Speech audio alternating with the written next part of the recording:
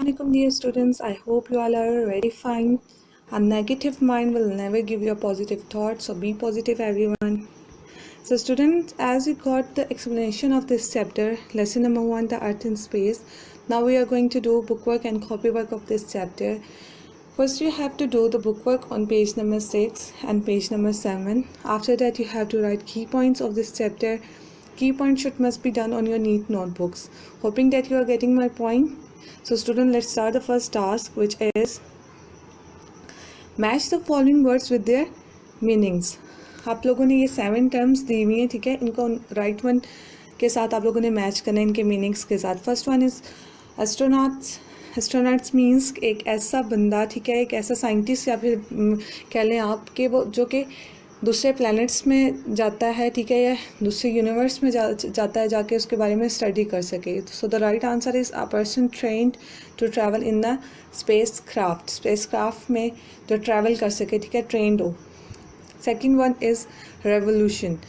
आप लोगों ने अर्थ की मूवमेंट्स में पढ़ा था, 2 टाइप्स ऑफ मूवमेंट्स थी, ठीक है, एक थी रोटेशन एंड एक थी रेवोल्यूशन. रोटेशन क्या थी? जब अर्थ जो है ईस्ट से वेस्ट की तरफ घूमती है, ठीक है, वेस्ट से ईस्ट की तरफ घूमती है, तो वो आपके पास रोटेशन थी.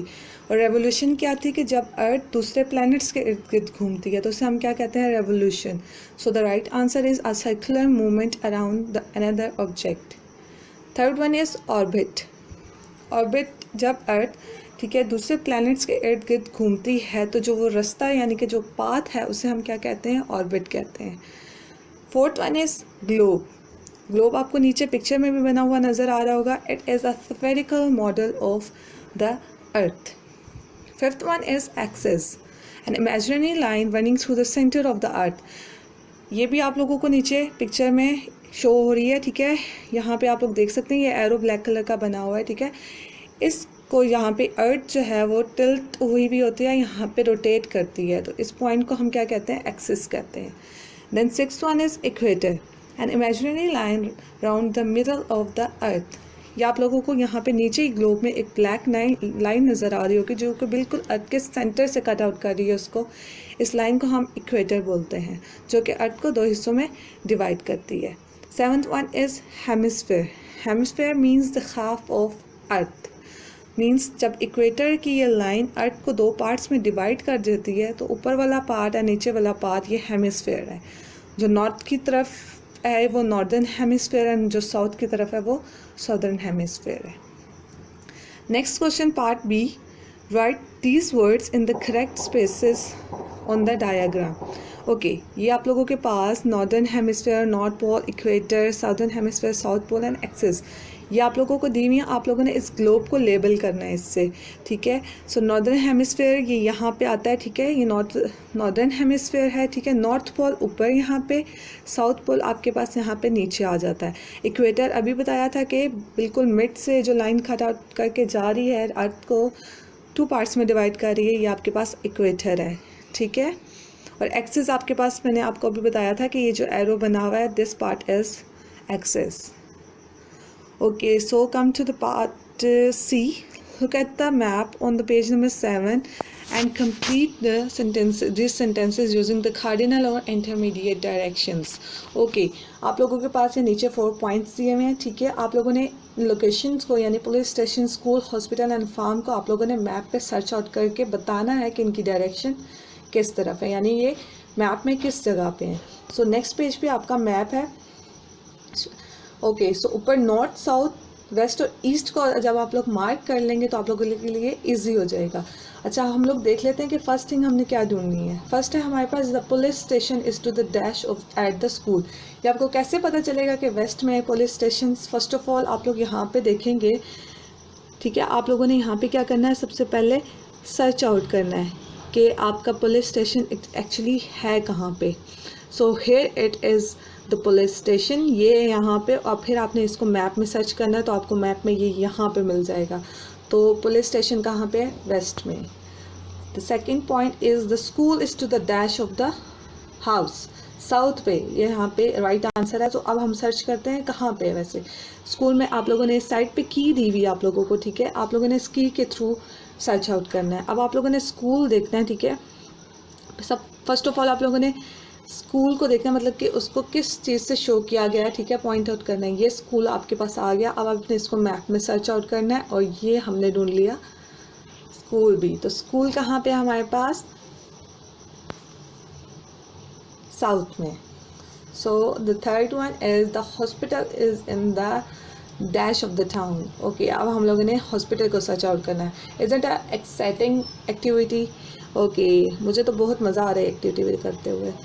ओके, सो अब हम लोगों ने क्या फाइंड आउट करना है? हॉस्पिटल। ओके, ये सेकंड लास्ट पे आप लोगों को हॉस्पिटल की मिल जाएगी, ठीक है। अब हम लोगों ने इसको सर्च आउट करना है। सो हियर इट इज़, ये रहा हॉस्पिटल, ठीक है। तो ये नॉर्थ और वेस्ट के दरमियान में है, सो ये नॉर्थ वेस्ट में।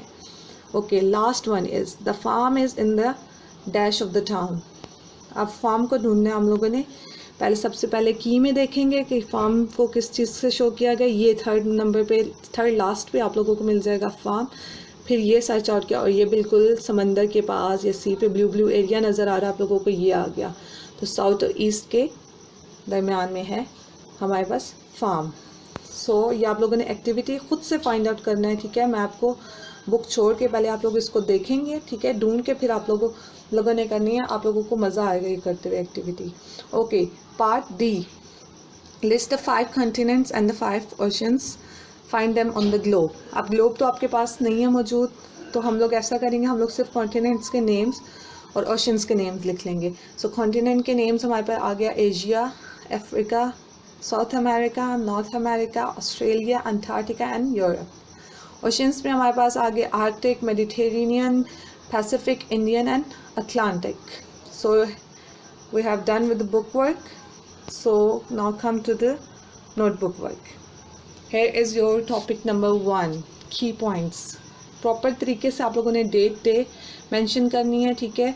देन आप लोगों ने की पॉइंट्स को करना है। ये आप लोगों के की पॉइंट नंबर 1 में आ गया, the earth is like a huge ball, we call this shape sphere. Earth किसकी तरह? एक ह्यूज बॉल, एक बड़ी बॉल की तरह है, और हम इस बॉल को क्या कहते हैं? इसका शेप का नेम क्या है? Sphere. Second point is the earth is not quite round but flattened at the top and at the bottom। अर्थ जो है बिल्कुल एग्जैक्ट राउंड नहीं है, लेकिन बॉटम और टॉप से क्या है? बिल्कुल फ्लैट है। Third one is astronauts have been into the spaceships इन द स्पेसशिप्स। स्पेस में कौन जाता है? स्पेसशिप्स में एस्ट्रोनॉट्स, हम लोग पहले कई बार डिस्कस कर चुके हैं। Then space probes have sent out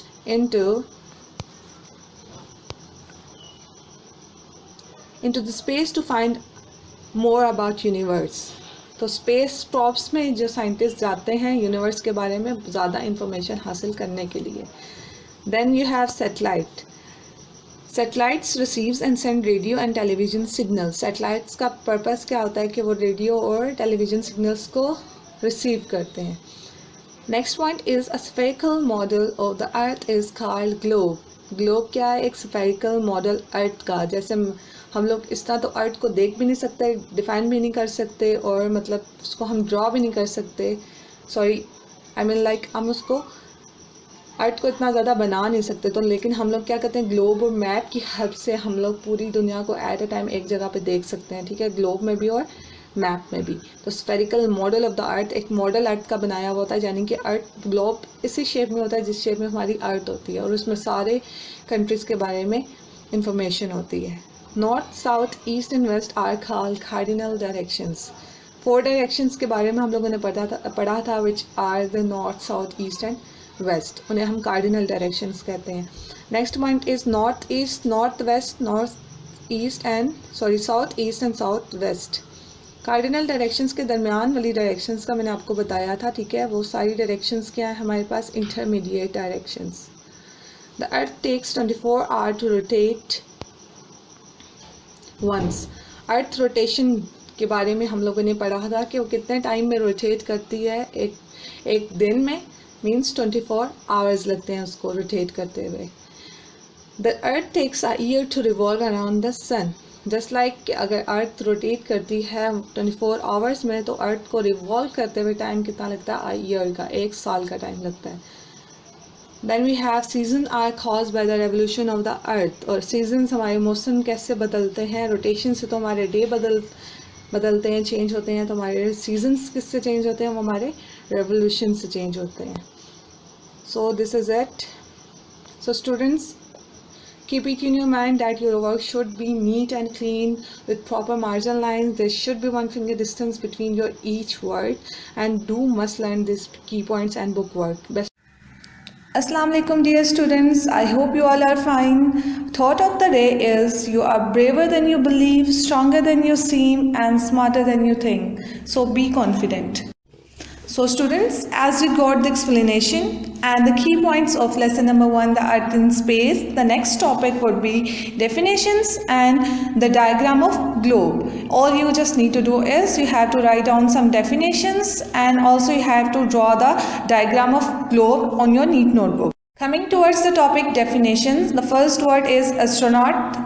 एक ऐसा बंदा, ट्रेंड बंदा, एक्सपीरियंस्ड बंदा जो कि दूसरे स्पेस में जाके, दूसरे प्लैनेट्स में जाके यूनिवर्स के बारे में और उन प्लैनेट्स के बारे में इंफॉर्मेशन गैदर करता है. Second definition is space props. Space props वो मशीन्स होती हैं जिसमें एस्ट्रोनॉट्स जाके यूनिवर्स के बारे में और दूसरे प्लैनेट्स के बारे में इंफॉर्मेशन गैदर करते हैं. The third one is satellite. Satellite वो ऑब्जेक्ट है जो कि हेल्प आउट करता है रेडियो टेलीविज़न सिग्नल्स को रिसीव करके एस्ट्रोनॉट्स को इंफॉर्मेशन हासिल करने में हेल्प करता है. Next one is orbit. Orbit वो पाथ होता है जहाँ पे अर्थ जो है सन के इर्द गिर्द रिवॉल्व करती है. जब अर्थ सन के इर्द गिर्द रिवॉल्व करती है, ठीक है, वो जो पाथ होता है जिस पाथ पे वो रिवॉल्व करती है, हम उस पाथ को क्या कहते हैं? ऑर्बिट कहते हैं. Next one is axis. Axis एक ऐसी इमेजिनरी लाइन होती है जो कि नॉर्थ से साउथ पोल की तरफ, ये आपको पिक्चर में शो होती नज़र आ रही होगी. इस पॉइंट पे जब अर्थ रोटेट कर रही होती है, इस पॉइंट को हम क्या कहते हैं? एक्सिस कहते हैं. So the next one is equator. Equator एक ऐसी इमेजिनरी लाइन होती है जो कि अर्थ के सेंटर में से गुजरती है, अर्थ को 2 पार्ट्स में डिवाइड करती हुई. इस लाइन को, जैसे कि आपको पिक्चर में भी शो हो रहा है, इस लाइन को हम क्या बोलते हैं? इक्वेटर कहते हैं. So students, the last definition is hemisphere. Hemi का मतलब हाफ होता है. जब इक्वेटर अर्थ को 2 पार्ट्स में यानी नॉर्दर्न एंड साउदर्न में डिवाइड करता है, तो जो नॉर्थ पे पार्ट होता है उसको हम नॉर्दर्न हेमिस्फीयर और जो साउथ पे पार्ट होता है हम उसे साउदर्न हेमिस्फीयर कहते हैं. So students, here is your task 2, which is your activity. All you just need to do is you have to draw and label the diagram of globe. That's all for today students. आप लोगों ने definitions को अच्छे तरीके से अपनी notebook पे write down करना है. देन आफ्टर दैट आप लोगों ने अच्छे से ग्लोब को ड्रॉ करना है. फिर आप लोगों ने उसके कलरिंग करके उसके पार्ट्स को लेबल करना है with the pencils. Margin line must draw करनी है. और जब आप लोग डेफिनेशंस लिखें तो आप लोगों ने डेफिनेशन के हर वर्ड के दरमियान में 1 फिंगर स्पेस लाजमी देनी है. गुड लक एंड अल्लाह हाफिज़.